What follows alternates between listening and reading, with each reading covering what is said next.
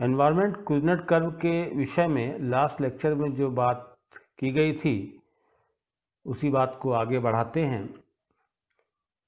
इस संदर्भ के साथ कि एनवायरनमेंट कुजनेट वक्र, पर्यावरणीय कुजनेट वक्र को हम एक हाइपोथेसिस के नाम से जानते हैं, एक परिकल्पना के नाम से जानते हैं, जिसे हम एनवायरनमेंट कुजनेट हाइपोथेसिस या एनवायरनमेंट कुजनेट परिकल्पना कहते हैं।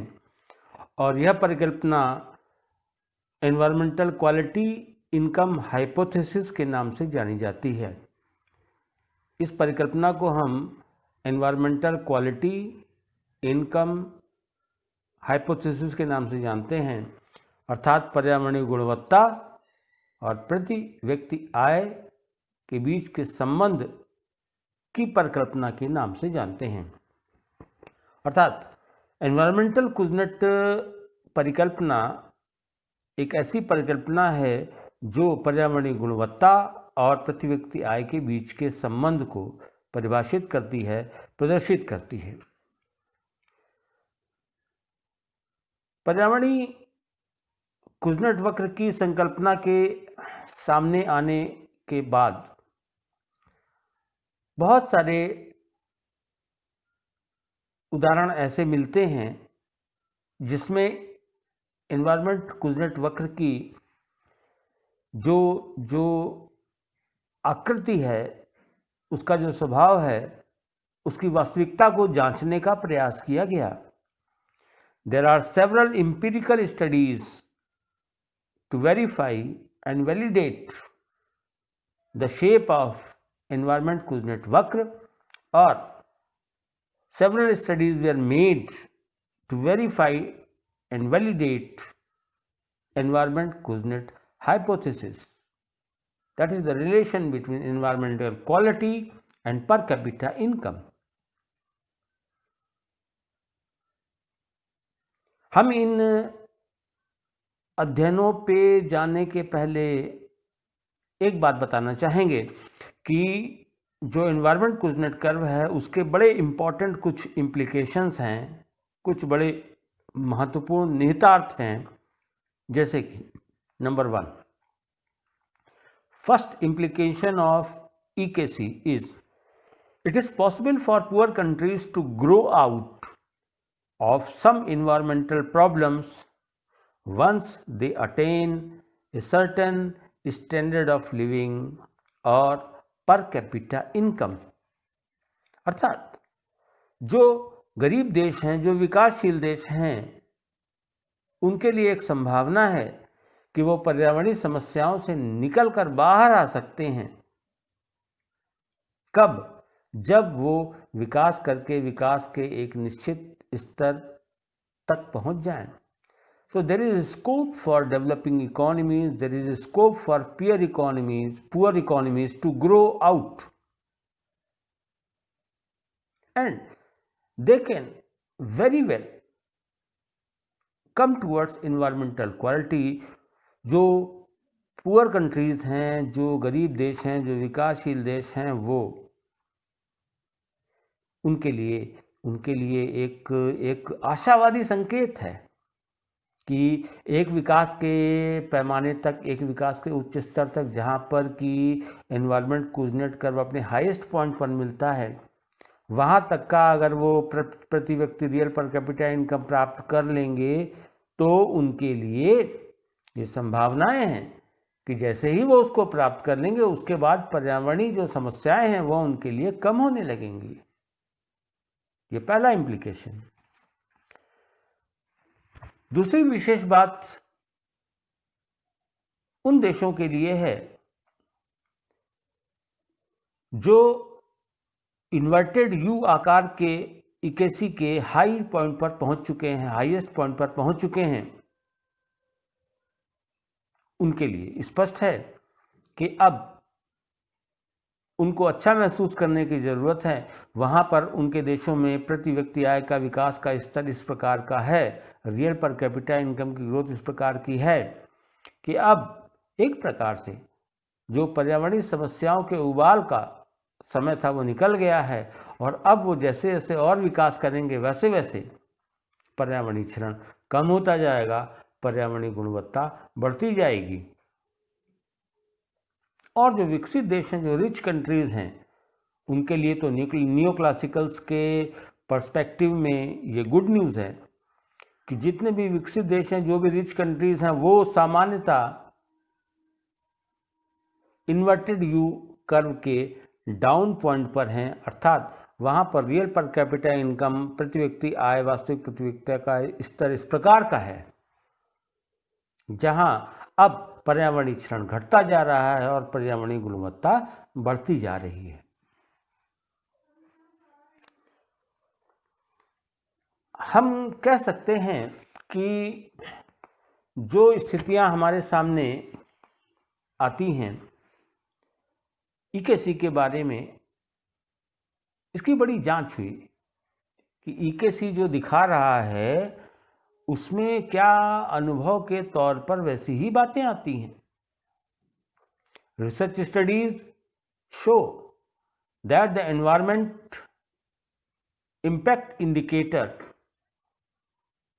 is an inverted U-shaped function of income per capita। कई अध्ययनों ने इस बात को सिद्ध किया कि अगर हम पर्यावरणीय गुणवत्ता या पर्यावरणीय क्षरण और उसके साथ आर्थिक समृद्धि के संबंध को ध्यान दें और ऐसे में y एक्सिस पर पर्यावरणीय क्षरण और x एक्सिस पर आर्थिक समृद्धि, रियल पर कैपिटा इनकम लें, तो हमको इन दोनों के बीच का जो संबंध मिलता है वो इन्वर्टेड उल्टे यू आकार का मिलता है, which is known as environment Kuznets curve. ये तमाम अध्ययनों ने सिद्ध किया। The EKC environment Kuznets curve ये वो कंसेप्ट है जिसका प्रतिपादन और जिसका परीक्षण सबसे पहले ग्रॉसमैन और क्रूगर ने 1990 के दशक के प्रारंभ में किया गया था।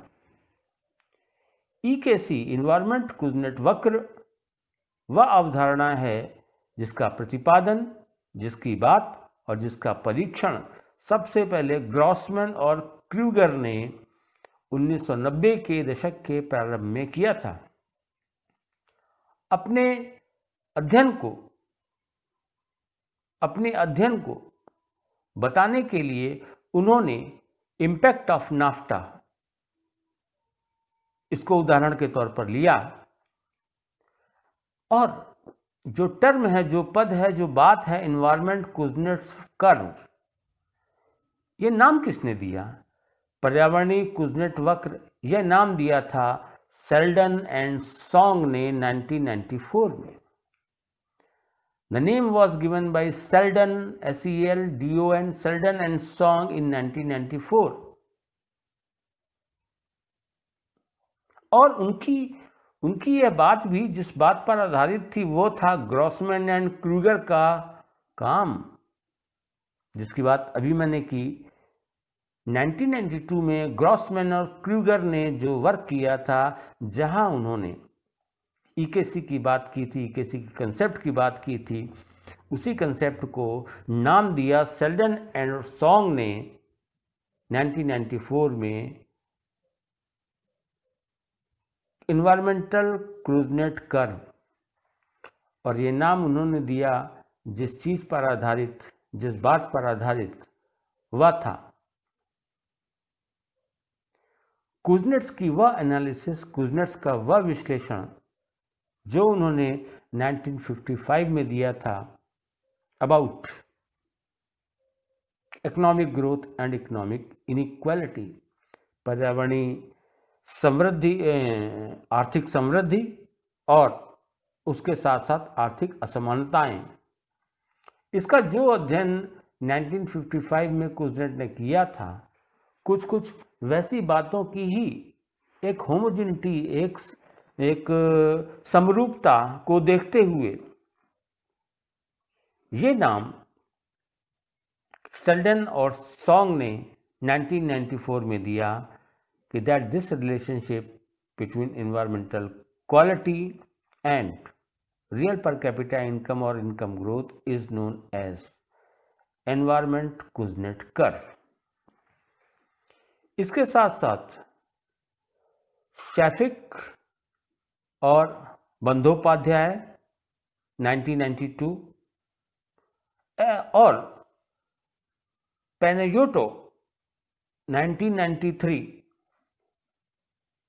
ये वो और प्रमुख नाम हैं जिन्होंने पर्यावरणीय कुजनेट वक्र की अवधारणा और उसकी सत्यता के परीक्षण के विषय में कार्य किया।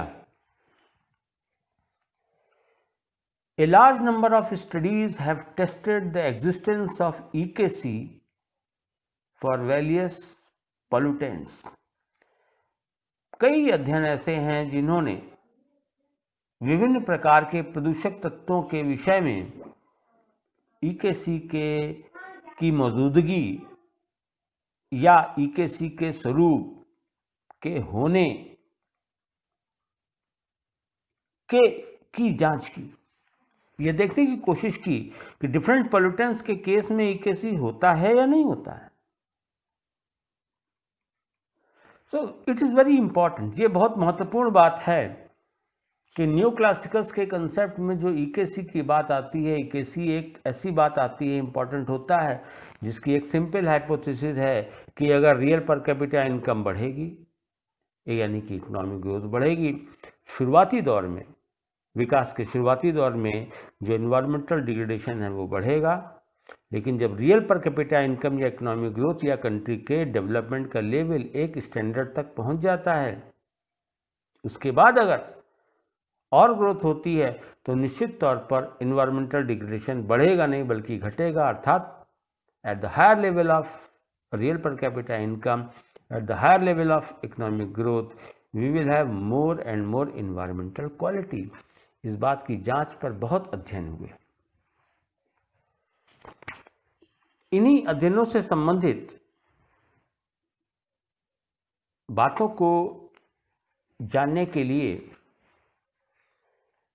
एक तालिका का हम जिक्र करते हैं, जिसको मैं ग्राफिक्स में आपको दिखाऊंगा। टेबल 14.1। टेबल 14.1 इस बात को बताती है कि एनवायरमेंट कुजनेट कर्व के टर्निंग पॉइंट्स कितनी पर कैपिटा इनकम पर आए। टर्निंग पॉइंट फॉर सेलेक्टेड विभिन्न प्रकार के प्रदूषक तत्वों के लिए एनवायरमेंट कुजनेट वक्र के टर्निंग पॉइंट कितनी पर कैपिटा इनकम पर आए। रिकॉल, एनवायरमेंट कुजनेट कर्व यूं गया, ऊपर गया, हाइट पर पहुंचा, नीचे आया। तो हाइट पर जब वो आया तो उसके सापेक्ष नीचे कोई पर कैपिटा इनकम का स्तर रहा होगा। अगर डिफरेंट अलग अलग तरीके के प्रदूषक तत्वों को हम लें तो उनके सापेक्ष वो हाइट कितनी पर कैपिटा इनकम पर मिलती है। इसका एक विस्तृत विश्लेषण टेबल 14.1 में दिया गया है और ये टेबल, इसका जो संदर्भ है वो जिस अध्ययन से संबंधित है वो है ग्रॉसमैन एंड क्रूगर 1995। इसके अलावा ग्रॉसमैन एंड क्रूगर 1995 के साथ साथ यैंडले ब्रूस, माया विजयराघन और एम भट्टाराई, इन तीन संदर्भों के आधार पर यानी इनके अध्ययनों के आधार पर इन्होंने जो अलग अलग अध्ययन किए, जहां उन्होंने यह जानने की कोशिश की कि अलग अलग प्रदूषक तत्वों, अलग अलग पोल्यूटेंट्स के विषय में टर्निंग पॉइंट कितनी पर कैपिटा इनकम पर मिलता है, यह विश्लेषण टेबल 14.1 में दिया गया है। ग्रॉसमैन एंड क्रूगर ने ग्लोबल एनवायरनमेंट मॉनिटरिंग सिस्टम के डेटा का इस्तेमाल किया और ग्लोबल इन्वायरमेंट मॉनिटरिंग सिस्टम का जो डेटा था वो एयर प्रोजेक्ट्स और वाटर प्रोजेक्ट्स से संबंधित था। उन्होंने इसके आधार पर प्रदर्शित किया और एनवायरमेंट कुजनेट कर्व के जो टर्निंग पॉइंट को डिफाइन किया दो समय पर, 1985 यूएस डॉलर, 1985 में टर्निंग पॉइंट यानी कि जो पर कैपिटा इनकम कितने पे टर्न कर रही, कितने पे कर्व ऊपर से नीचे आ रहा है, दैट हाइट पॉइंट 1985 में किस में लिया गया, यूएस डॉलर, और दूसरा 2003 में 2003 यूएस डॉलर। इस टेबल के आधार पर हम कह सकते हैं कि arsenic, BOD, biological oxygen demand, cadmium, COD, chemical oxygen demand, faecal, coliform, nitrates, lead, smoke, SO2, sulphur dioxide आदि के संदर्भ में हमको जो ग्रॉसमैन और क्रूगर की 1995 की स्टडी बताती है, वो बताती है कि ये टर्निंग पॉइंट कितनी कितनी प्रति व्यक्ति आय पर आते हैं। हम कह सकते हैं कि यह अध्ययन अपने आप में अकेला नहीं है। सेलेक्टेड पॉल्यूटेंट्स को और उनके टर्निंग पॉइंट्स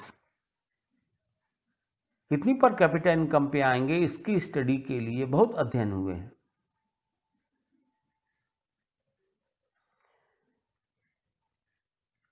शैफिक और बंदोपाध्याय ने अपने अध्ययन के अंतर्गत SO2 के लिए और सस्पेंडेड पार्टिकुलेट मैटर SPM के लिए जो टर्निंग पॉइंट्स पाए वो 1985 और 2003 दो बिंदुओं पर दिए गए हैं। वो सभी लोग जिन्होंने EKC के टर्निंग पॉइंट की एनालिसिस के लिए अपने अपने अध्ययन दिए, उनमें प्रमुख नाम, जैसा मैंने एक नाम आपको बताया पहले, Grossman, Krueger, Shafik, Bandyopadhyay, Selden and Song, Cole, Rayner, Bates इत्यादि हैं। टेबल 14.1 अपने आप को एक्सप्रेस करती है, जिसमें बड़ा स्पष्ट है कि किस किस पॉल्यूटेंट के लिए 1985 और 2003 के लिए टर्निंग पॉइंट कितनी पर कैपिटा इनकम पर आते हैं। एक दूसरी फिगर की ओर मैं आपका ध्यान आकर्षित करना चाहूंगा, जिसको मैं ग्राफिक्स में दे रहा हूं। Figure 14.2 the income environment relationship under different policy scenario. अलग अलग नीतिगत परिदृश्य में, अलग अलग नीतिगत परिदृश्य में आय पर्यावरण संबंधों की व्याख्या। चित्र 14.2 फिगर 14.2 बताती है, यहां पर आपको एनवायरमेंट कुजनेट कर्व, उल्टा यू आकार का कर्व 3 रूपों में दिख रहा है। एक रूप A है, दूसरा B है और तीसरा C है।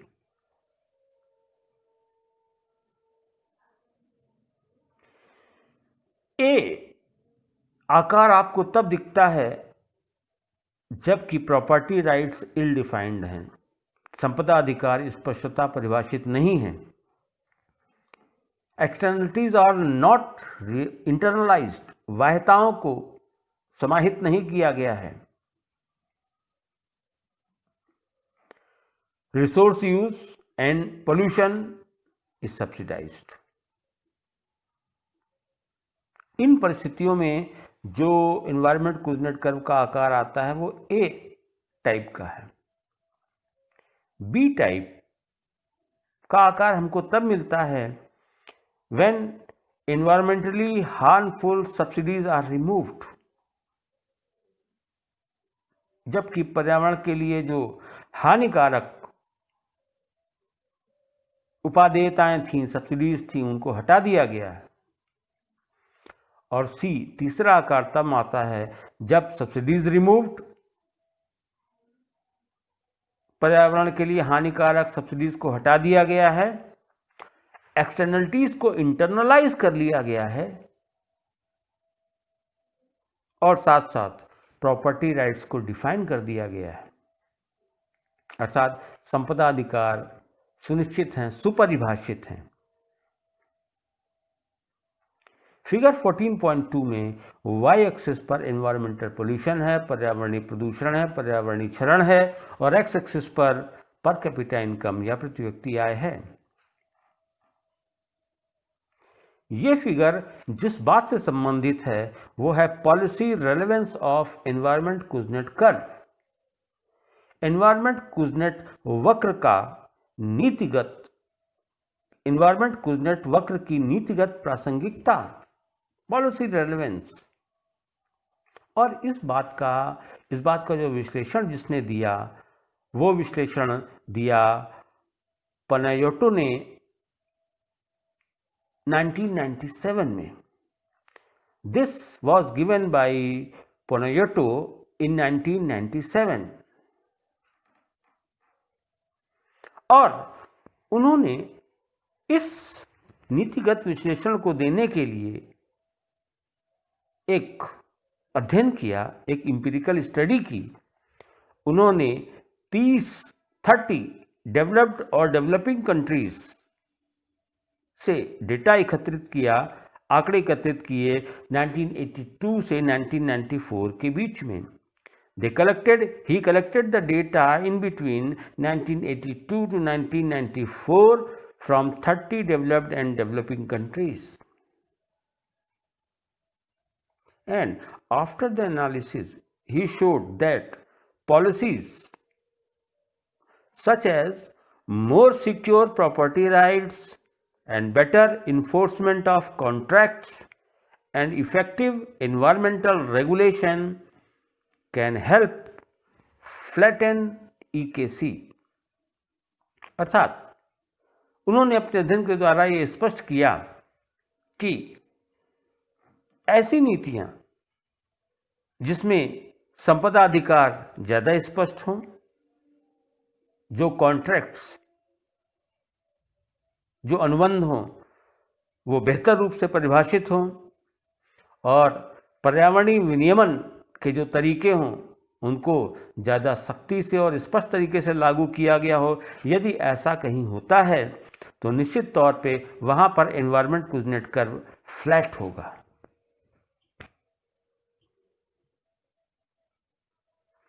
और इसका अर्थ ये हुआ कि अगर ये कर्व वहाँ पर फ्लैट होगा तो it will reduce the environmental price of higher economic growth। Higher economic growth का जो एनवायरमेंटल प्राइस है, जो पर्यावरणीय लागत है, वो हमारे लिए कम हो जाएगी।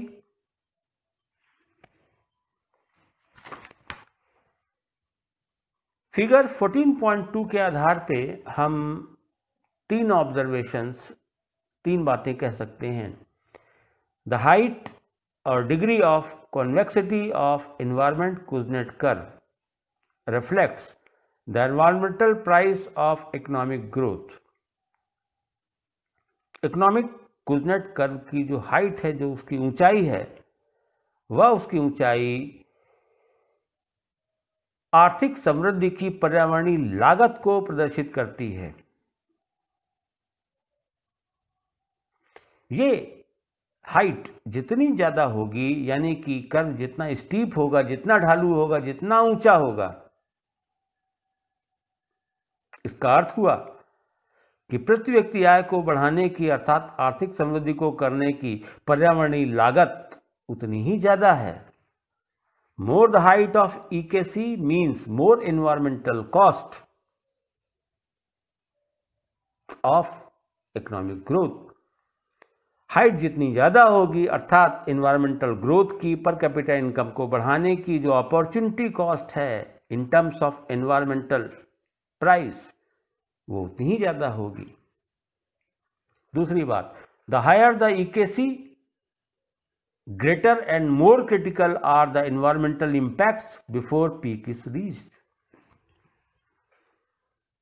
एनवायरमेंट कुजनेट वक्र की ऊंचाई जितनी ज़्यादा होगी या जितना ऊंचा होगा, यह इस बात को प्रदर्शित करता है कि आर्थिक समृद्धि के द्वारा जो पर्यावरणीय आघात पहुंचेंगे, ये आघात उतने ही ज़्यादा खतरनाक, उतने ही ज़्यादा जटिल और उतने ही ज़्यादा कष्टदायक होंगे। तीसरी बात, a deep EKC is neither environmentally nor economically optimal. तो हम कह सकते हैं कि EKC को इन्वायरमेंट कुजनेट कर्व को ऊंचाई पर रखना, ऊंचा जाए ढालू ज़्यादा हो, वो हमारे लिए बेहतर नहीं है। एज किसी कंट्री के लिए जो बेहतर है वो क्या हुआ, वो हुआ कि इन्वायरमेंट कुजनेट कर्व ऐसा हो जो ऊंचा ना हो बल्कि बहुत जल्दी फ्लैट हो जाए। Not the peaked, not the very sloppy environment Kuznets curve is desirable. What is desirable is environment Kuznets curve which is very flat, बहुत जल्दी चपटा हो, छोटा हो। ऐसे में फ्लैट एनवायरमेंट कुजनेट कर्व को पाने के हमारे पास ये तरीके हैं। नंबर 1, प्रॉपर्टी राइट्स, संपदा अधिकारों को परिभाषित कर दें और संपदा अधिकारों को परिभाषित करके लागू कर दें। दूसरा, पर्यावरणीय विनियमन के जो तरीके हैं उनको निश्चित कर लें और उनको लागू करें सख्ती से साथ में। नंबर 3, प्रदूषण पर टैक्स और प्रदूषण पर टैक्स बढ़ाएं, लगाएं और प्रदूषण को बढ़ाने वाली उत्पादन की गतिविधियों पर जो सब्सिडीज दी जा रही हैं उनको घटाएं। रिड्यूस और control the subsidies on the productions which increase pollution and enforce, implement and increase the tax on pollution। अगर ये 3 काम हम करते हैं तो निश्चित तौर पर हम जो पर्यावरणीय कुजनेट वक्र है उसको फ्लैट कर सकते हैं। एक बार फिर चित्र 14.2 में देखिए, जो C आकार का एनवायरमेंट कुजनेट कर्व है ये हमको तभी मिलता है जो मोस्ट डिजायर्ड है, जबकि हम ये तीनों काम कर लेते हैं।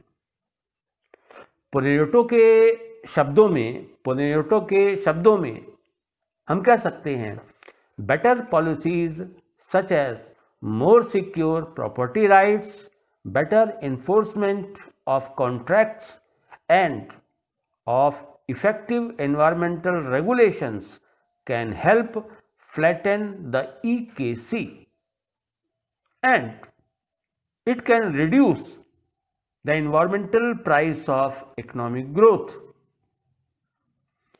Faster economic growth and higher population density do increase moderately the environmental price of economic growth, but better policies can easily offset these effects and make economic growth more environmental friendly and sustainable।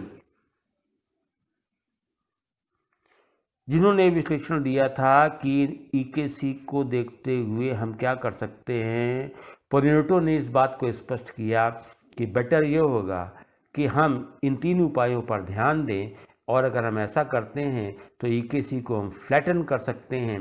और ये एक नीतिगत उपाय है, ये नीतिगत निर्देश है, ये नीतिगत संकेत है जो उन देशों को मानना चाहिए जहाँ पर ये चीज़ें हो रही हैं।